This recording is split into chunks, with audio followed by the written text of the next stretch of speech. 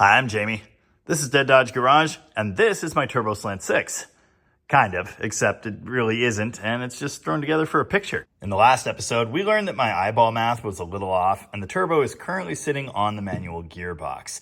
So the first order of business is to fix that. The next order of business is to get those manifolds actually attached to the engine. Well, and then we could probably see about an oil line to the turbo, and then maybe start working on the downpipe and the wastegate, and 10,000 other things. My cell phone's dead today. It's the great Verizon outage of 2024. We will rebuild. Anyway, hopefully that means it's quiet in the shop and I can actually get some work done. Manifold's back out. You know, I think this exhaust leak might have been here for a while, judging by the horrible buildup and stuff. I'm gonna pull the downpipe with a Sawzall, but I wanted to look at this. Engine mounts. I mentioned in the last video I'm planning to put solids in here. At least one person thought that was a bad idea. They said it could break the ears off the block. Well, two things. First off, Slant 6 doesn't really have ears in the classical sense. It has these cast-in pads, and they're pretty tough. I wouldn't worry about that. Second, Dale's Demon has solid mounts, and it doesn't vibrate that bad, hasn't cracked the block, and this thing does hard stick launches and almost wheelies. So I think the 200 horsepower turbocharged Slant will probably be okay. Probably. The big issue here is I don't want this engine to move. I don't want the hot side of that turbo to be able to crash down into that manual gearbox at any point in the future. And other commenters were worried about that as well. Yeah, that wouldn't be good. So solid mounts, I think they're going to be the ticket. As I showed in the last video, the oil pan is currently sitting on the K-frame, and that is bad. It just so happens I own a set of early A-body V8 mounts that have been converted at home to solids. I'm gonna grab one of these for now, although I do kind of need them for the garbage can CUDA in the future. This is a more pressing need because I need to get this car together and out of my way. The passenger side mount on the Slant is very different, so I'm gonna have to make something for this side. Nobody breathe. It's kind of precarious, but I got the engine mounts out.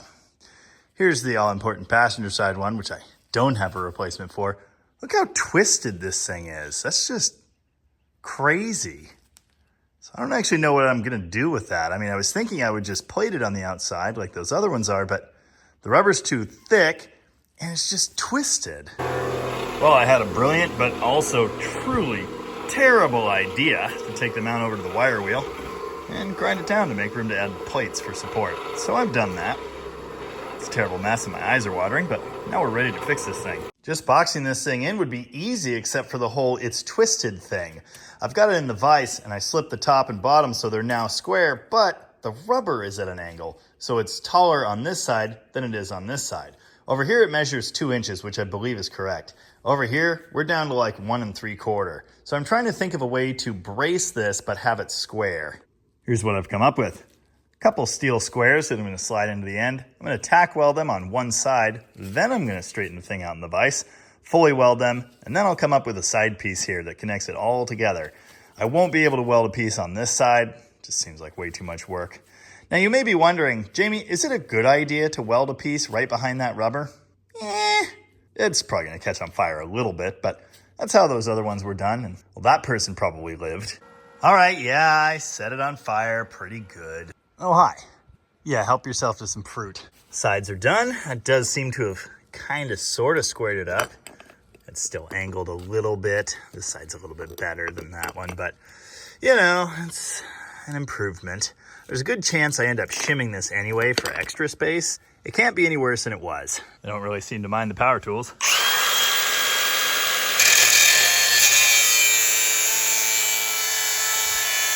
Did you know I'm actually a truly brilliant and gifted fabricator? I've also got jokes. Anyway, long piece is fitted. I'm gonna weld this and this and this, and then this backside, which looks way worse. Did you know hot things are hot? Well, they are. Anyway, this thing's cooling now. It's a solid engine mount, so that's good. And it only took 2 hours. I have no idea where we're at for engine level. I suspect it's actually rolled toward passenger a bit, just judging by the oil pan. But anyway, the good news is there's now a gap. It's like a 1/2 inch, and that's pretty significant. Yeah, so that actually made it worse. So now I'm gonna shim this driver's side mount and try and make it less worse. It's not gonna be long now until I have like a giant headache. But basically what I've learned is with that side mount done and scooted all the way up that way, we get quite a bit of oil pan room, and it actually moves the engine toward the passenger side. That actually gives us enough room for the turbo to swing down, which is now hitting that engine bracket. So my next move is going to be to take a big chunk out of that. With that done, the turbo is going to swing down even farther, and I think the center of it, the biggest part, will swing past that adjustment bolt. Either way, the fit is still going to be very close, and I think I'm going to end up grinding both pieces. Note, currently, I have an inch plus of space to this driver's side mount that I grabbed. It turns out that one is like a 1/4 inch or more shorter than the one I took out, and I'm gonna have to shim it anyway to get anywhere near enough space to do this. The engine is certainly well off to the passenger side and at a goofy angle the way I have it right now, so that's probably not 100% permanent. I'm just messing around with this and trying to find the best way to make everything fit. Of course, the best way to make everything fit would be to go back in time and weld that flange at an angle, but I digress. I deleted the exhaust system, just so we're all on the same page. Yeah, I'm a terrible welder, but I didn't do that. So much room for activities. Almost. The transmission filter thing still has to go. Lesson 1. Measure, or at least test fit before you fully weld your fabricated parts. Real good idea. In fact, maybe measure twice. Lesson 2. I need more coffee for this. I'll tell you right now, it's going to take a lot to make up an extra 3/8 of an inch that way, which it turns out is about what I need. At least I'm pretty sure when I square this up with the head, that's kind of how much too high it is.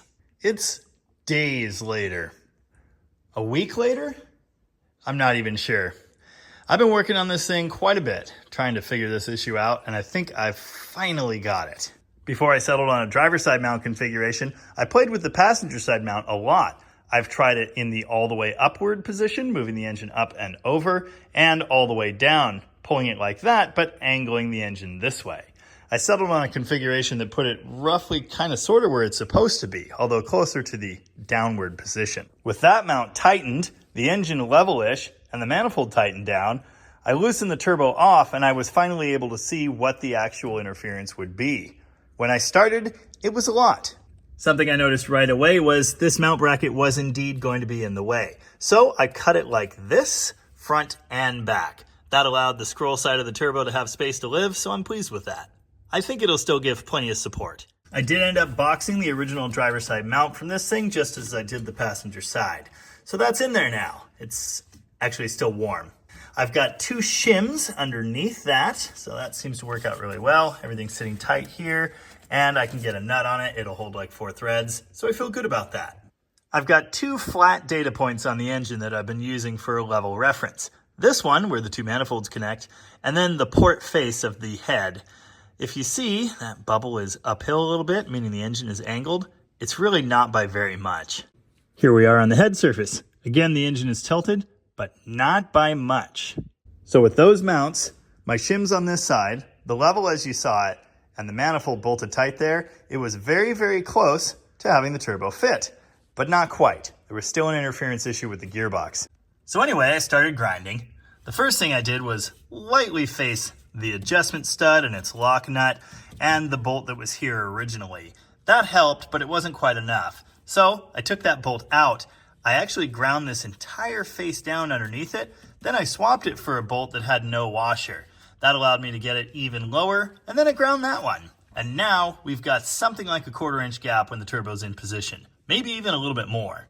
At the same time, I lightly massaged all of the low-hanging areas on the hot side with a grinder. Now, a couple commenters had some very real concerns that I share on this. Number 1, if the turbo ever hits that, bad things are going to happen to my manifold, like the braking thing. So I'm going to try to prevent that. The solid mounts are a big part of it. Hopefully we don't get very much movement out of this engine, but we're going to see. Even without the eventuality of the turbo kissing the gearbox, there's a very real possibility of this manifold cracking where I welded the 2 pieces together. It's something I've been thinking about this entire time. That is actually why I left this inner flange here. It would have looked a whole lot cleaner if I had just cut that off and ground it all down, but I thought it would give me a pickup point here for a mount bracket. This is the original bell housing brace I removed in the last video. My genius idea is to just turn it upside down, massage it so it'll actually line up with that bolt hole, and probably remove some of the excess material. It should sit something like that, and I don't think it'll be in the way of anything. It's hours later, and lots of stuff has happened, but everything kind of looks the same.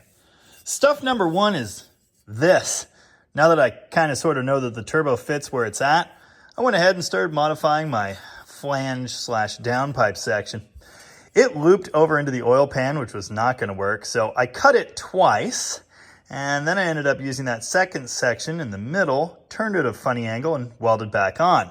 I learned pretty quickly that welding stainless is hard. Anyway, just don't look at the weld. Now I'm sizing it up for that external wastegate connection and for an oxygen sensor bung. I went to the store to buy 2 AN fittings. I need 90-degree dash 10s instead of 45s, which are what came in the kit. They just won't quite line up. There's a gearbox in the way, etc. I didn't come home with AN fittings, but I did come home with cooling fan relays, a transmission cooler, a bung for an oxygen sensor, and a donut. Of course, the O2 bung that came with the Atomic kit, I welded into the factory exhaust pipe, only to never actually drive this thing at all.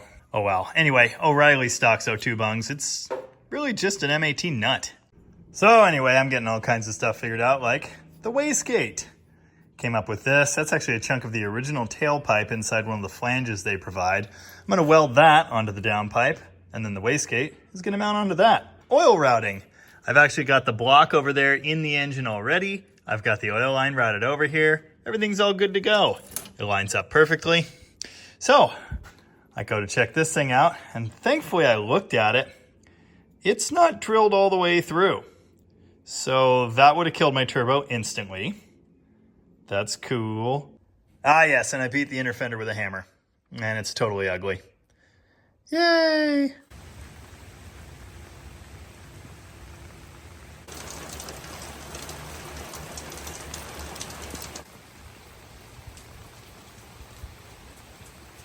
Welcome back to the Pacific Northwest, where surprise, surprise, it's raining. When I was going over the many things I had done yesterday, I forgot to mention I did move the transmission lines and the filter. I actually didn't remove that or change anything on the transmission side. I just routed them out here. I decided that since I've got solid motor mounts anyway, these aren't going to move very much, and it's probably fine. I was going to make those out of AN, but I don't have the requisite fittings, and I decided it doesn't really matter for now. While I was doing that, I wiggled the shift cable trying to get it out of the way and somehow created a horrible transmission leak. For some reason, I've never had any of these stepped Christmas tree bit thingies, so I bought a set. Nice. Now I'm installing the wideband bung. Well, yeah, I mean, I could have flattened the pipe and made it actually fit first, but where's the fun in that? I tried to add this pipe the easy way with a hole saw, but apparently this one's designed to cut butter? I don't know. Anyway, so I drilled a hole, and then I stepped it up to the biggest drill bit I own, and then I used a carbide bit to open that hole. Now I've got it to where this short little section of pipe that I actually cut out of the factory exhaust perfectly sits in there and just kind of rests on two sides, and I'll be able to weld that in, and then I'll be able to put this on, decide which direction it goes, weld that, and then there will be bolts that hold the wastegate on there. I am going to slot at least one of these holes, maybe both, so you can slide the bolt in. Note, I'm doing all this, but I don't actually know how well this will work. We're going to find out together. Yeah, it's definitely ugly, but I have figured out a technique for not burning the crap out of the stainless exhaust pipe. Basically, pretend your MIG welder is a TIG welder. I've somehow got more time in just this than the entire turbo manifold. Anyway, this flange is fully welded. Note, I did go over to the car and clock it the way it needs to be. I welded it outside, but I really couldn't get in here. So then I welded it inside too. And then I took a carbide and smoothed all this out, just for fun, I guess. You know, this doesn't really look like a high temperature gasket to me, but it's what they supplied. If this is on fire later, not my fault. Turbo brace. Might almost fit. Back in the yard. Now I apologize, but I'm not really giving a step-by-step, play-by-play, 100% detailed accounting of what I'm doing here or how you could replicate it if you want to build a Turbo Slant 6. There are just so many dumb little things. For example, that stud broke off when I pulled the old manifold, so I had to try and extract it, which did not work. I have a pretty good history removing those with a welder and vice grips. Or the welding on a nut technique works too, but yeah, about 5 tries just kept breaking off, so I ended up putting a helicoil in there. Turns out these studs are open into coolant, so I thread taped around it, and I thread taped the new stud, and hopefully it doesn't leak, but I'm not holding my breath on that. I scratched my wrist open. Nice. My downpipe assembly is ready. Now I need to make up the pipe that connects the manifold to the wastegate. Since this crappy factory exhaust pipe seems to be the right size for that, I'm going to take this 90-degree bend section right here and see if I can't make that work. First, I need to get the exhaust manifold mounted, and then get the turbo mounted, and then get the downpipe mounted, and I can take some measurements. Now I'm getting this exhaust manifold on here, and I'm not connecting the two because I removed the bolts that did that. So I'm just going to have the exhaust manifold lined up with the 2 end nuts, and then I'll drop the intake on later when I'm done with turbo things.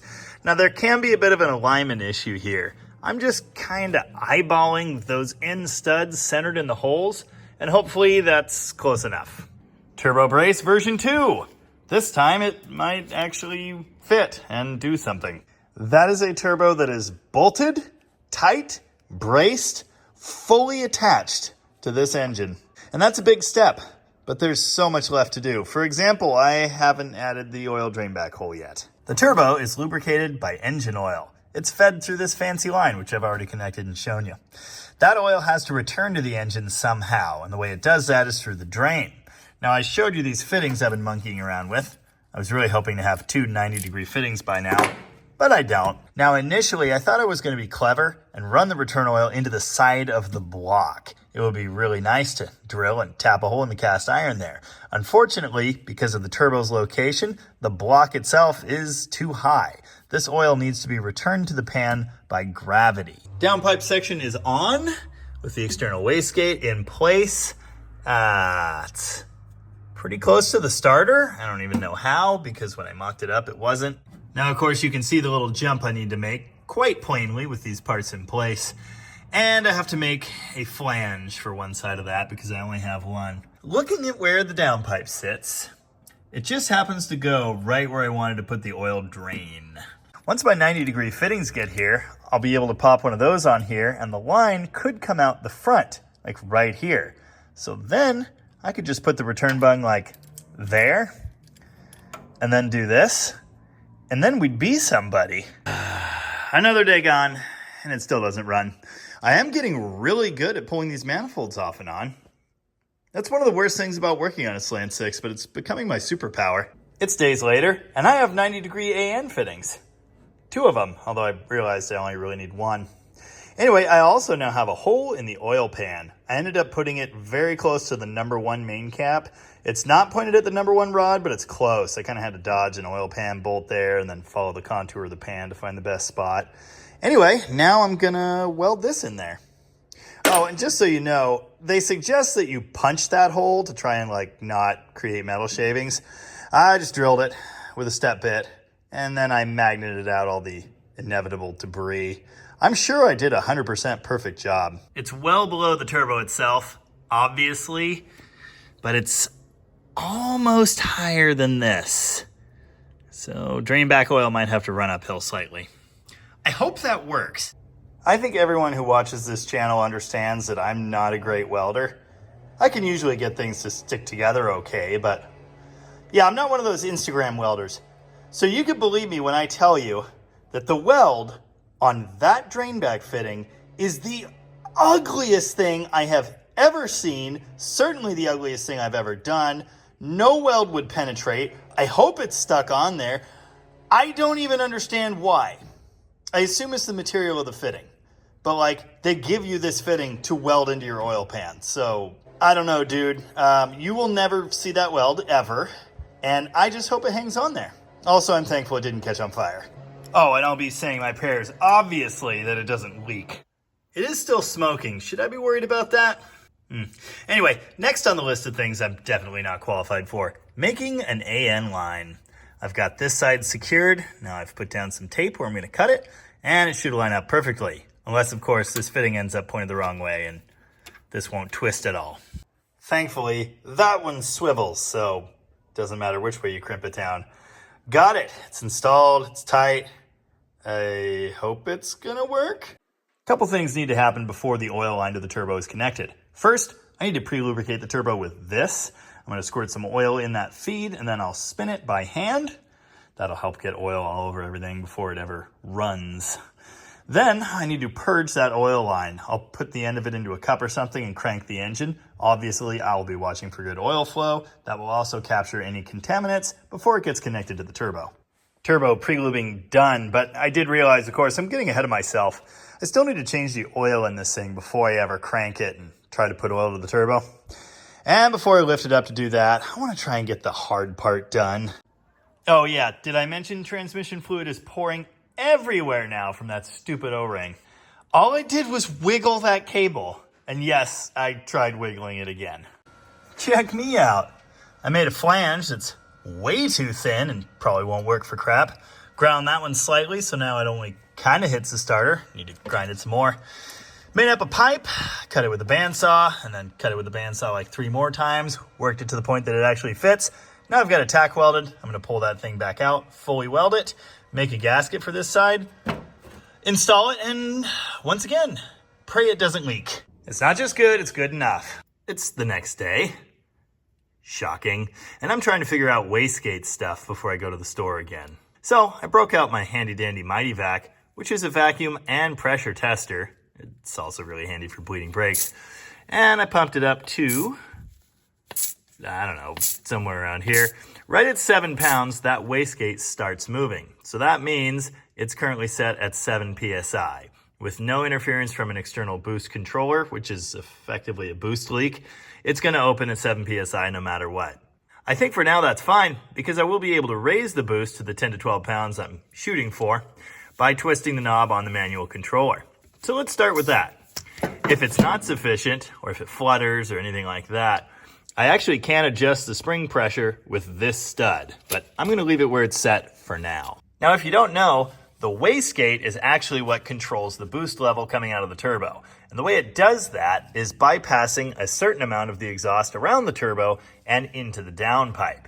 Now, there are essentially 2 types. There's an internal wastegate attached to a turbo, and there's an external wastegate, which is what we've got here. Now, funny enough, it ended up situated roughly where the other type would be, but that's this whole other thing.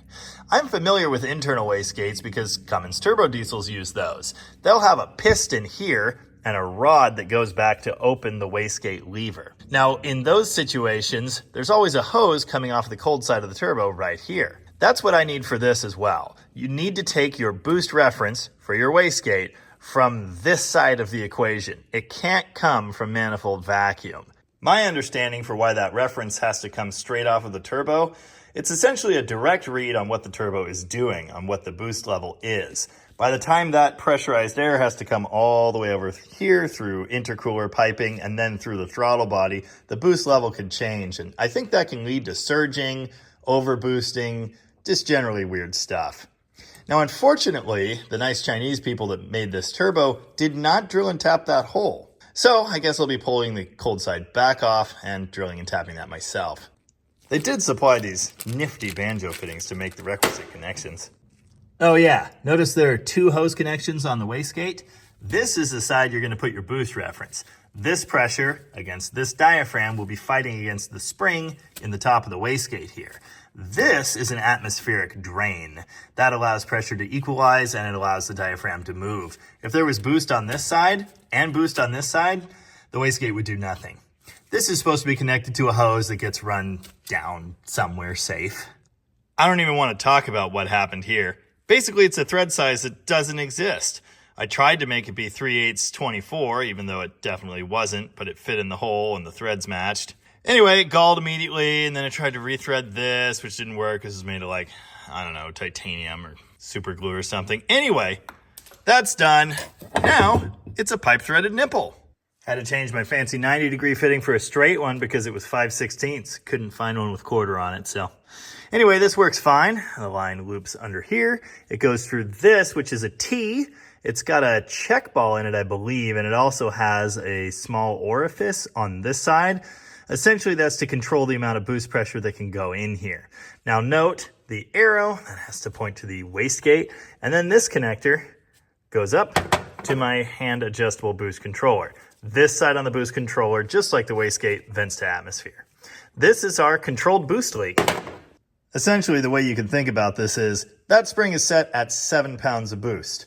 But if that is open to the point that we're making 14 pounds here before 7 pounds reaches there, we can raise the amount of effective boost that we get. Ah yes, note the zip ties, because boost, it probably won't be a problem at the levels we're gonna see, but it's good insurance for the future and it's good practice. Jumping around as usual, and I decided to put the thermostat housing back on, so I need to clean it before I can paint it. Unfortunately, I just noticed this housing is cracked, which does explain all that mess. Great. It's fine by now. I have more. Unfortunately, the more I have looks like this. Yeah, it seems to have spent some time in the bottom of a swamp. Anyway, guess that's what we've got for now. I was going to try and use a V8 one, but these are actually smaller. Because I'm changing the radiator, I could definitely have the hose come out the side, and that wouldn't be a problem at all. Oil's drained, fresh filters on. While the thing's up on the lift, I'm doing a few other things. For one thing, the lower bolt on the exhaust flange was impossible to get to from the top. So I installed it from the bottom, and that was almost impossible too. It's probably gonna have a horrible exhaust leak there. Did I mention the exhaust flange is like terrible? Anyway, now I'm working on the suspension a little bit. I did loosen up the front left torsion bar adjuster. I had cranked that down even with the right one, and it made the car sit like this. So I kind of eyeballed it back to where it was. I'm also gonna hit the fenders with a hammer again. While I'm at it, I'm gonna go ahead and fix the rear suspension with a set of air shocks because these tires rub too and it's quite bad. So I'm removing these goofy aftermarket ones with this chunk of aluminum slapped on them.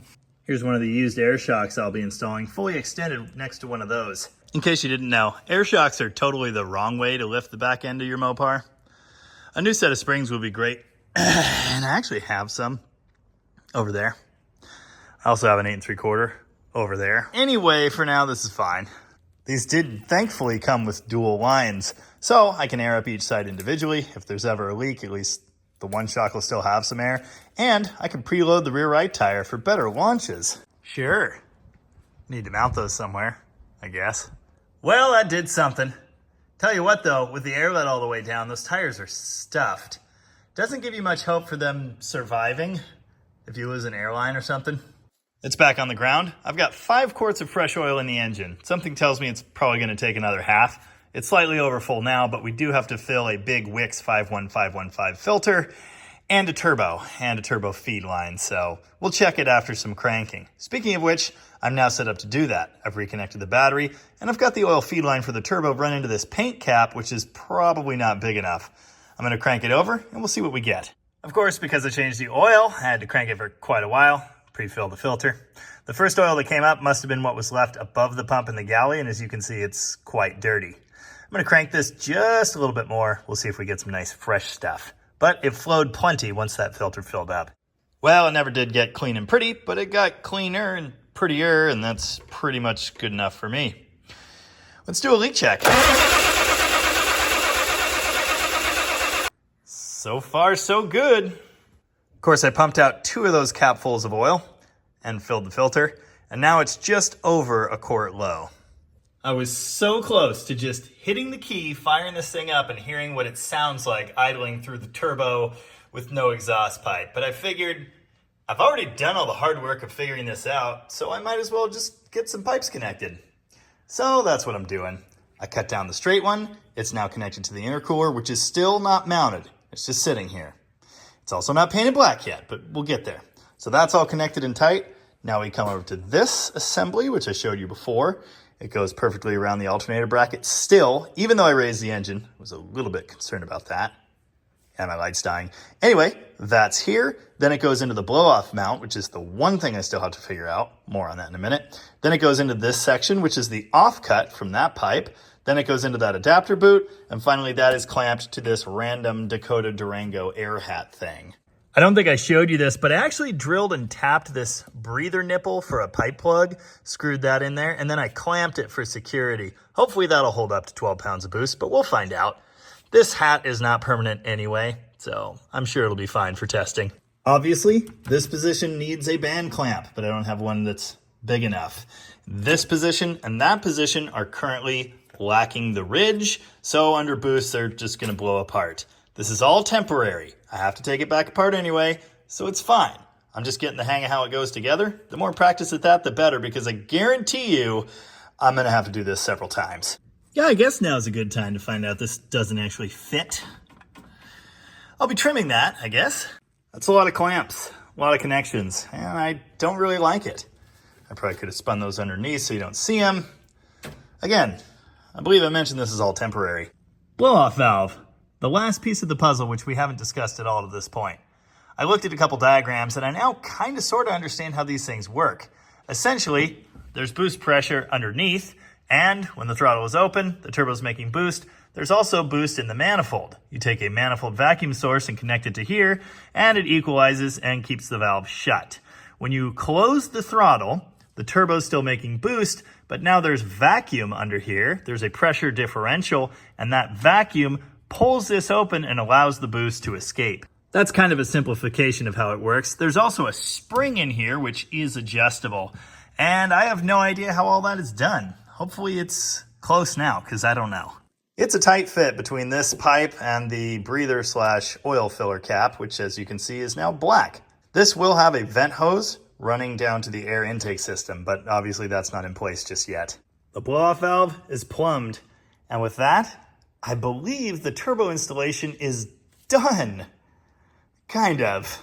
Obviously the exhaust system, non-existent, so we'll deal with that down the road.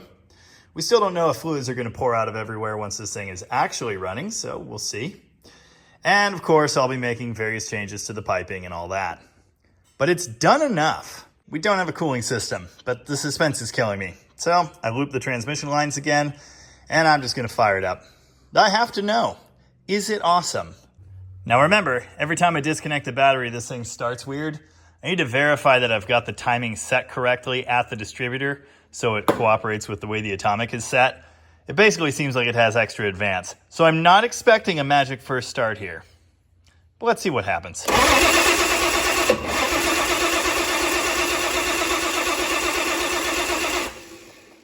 Well, more magic than that would be nice. I don't know if you noticed, but the atomic screen actually shut off when that happened. Voltage drop, I think.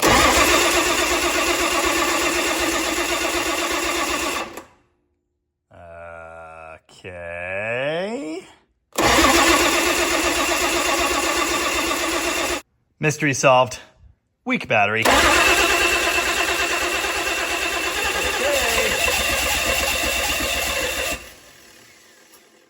Sometime today, please.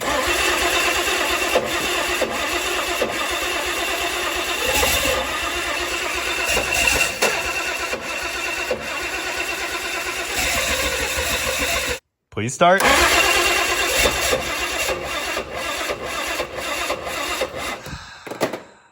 Please start again.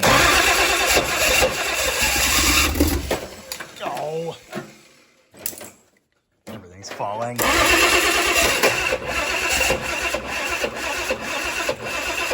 Come on. Why? This has been an ongoing issue.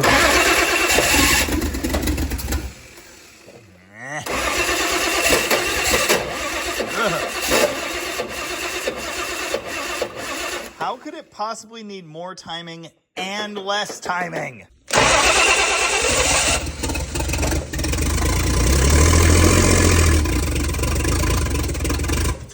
I'm gonna set this atomic system on fire.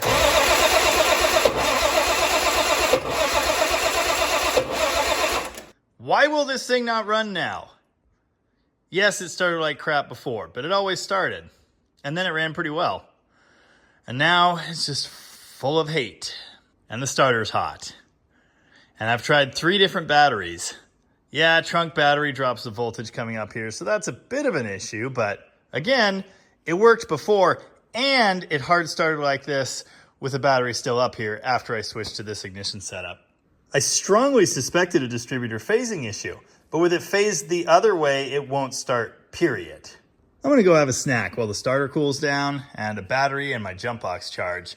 And then I'm gonna try this one more time, and it had better run, or I'm burning the shop to the ground. I know this is going to come as a humongous shock, but the worst weld in the universe on that return fitting leaks horribly from everywhere. So tuckered. Yeah, they're drowning. Well, it looks cool, but will it start? Big money! Oh, almost ran. Hey, what's that? For some reason, there's suddenly gas pooling here, so maybe I knocked one of these connections loose or something. Why? What I don't understand is how it gets worse when I back the timing off.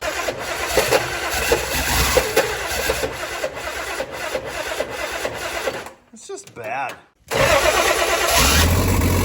Thank you.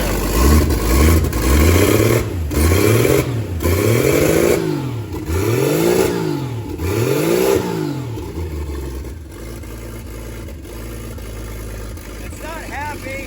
I had to disable the timing to get it to start at all. So obviously I need to figure that out. But that is a running EFI Turbo 170 Slant 6.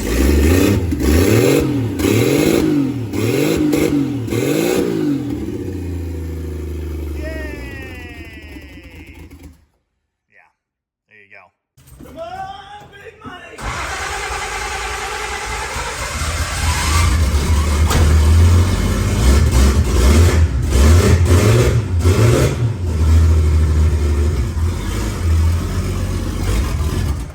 No!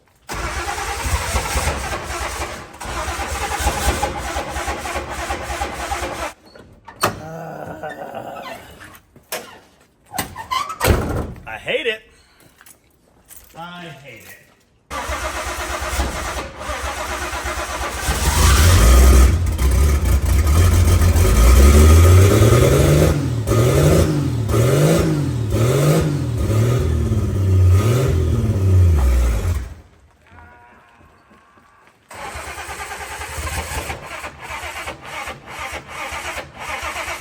I did almost nothing, and now it just runs. Hopefully it'll move. Oh, good. The trunk's opening and I can't see. Nice. Not bad for blind. Okay. It's one of those good news, bad news situations. The good news is that is a running turboed Slant 6, which is very exciting.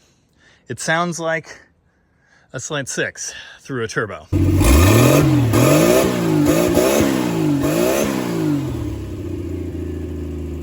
Obviously, still don't have a cooling system. Can't run this thing for very long at all.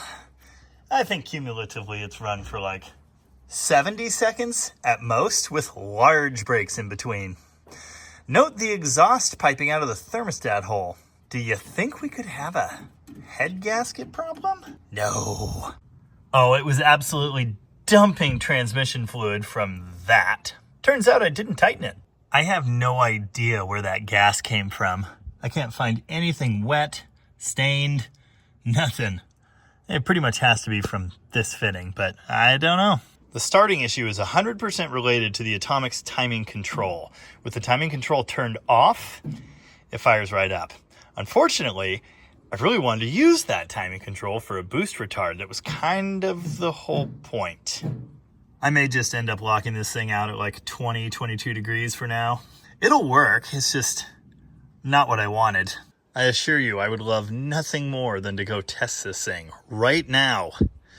Crank up all the boosts and, break stuff, but I'm still not there. I don't have a radiator, and that is a problem. The biggest disappointment, I suppose, is the oil pouring out of there. Not surprising. I'll be fixing that, I guess. Somehow. And the fluid pouring out of there. So yeah, momentous occasion. But I'm getting a headache. I'm tired of looking at this thing. I'm going to go ahead and order a steel shim head gasket because I'm pretty sure I need it. I'm also pretty sure the opportune time to replace it would have been like a month ago. Don't want to talk about it. And we're just going to go ahead and call it on this episode. It's a running turbo slant. Next time you see it, hopefully we'll knock out all the dumb things, and then we'll find out what it's like on the street. And we'll tighten the things that aren't tight, I guess. And that's hot. Until next time, as ever, thank you very much for watching. And remember, with great stupidity comes very little responsibility.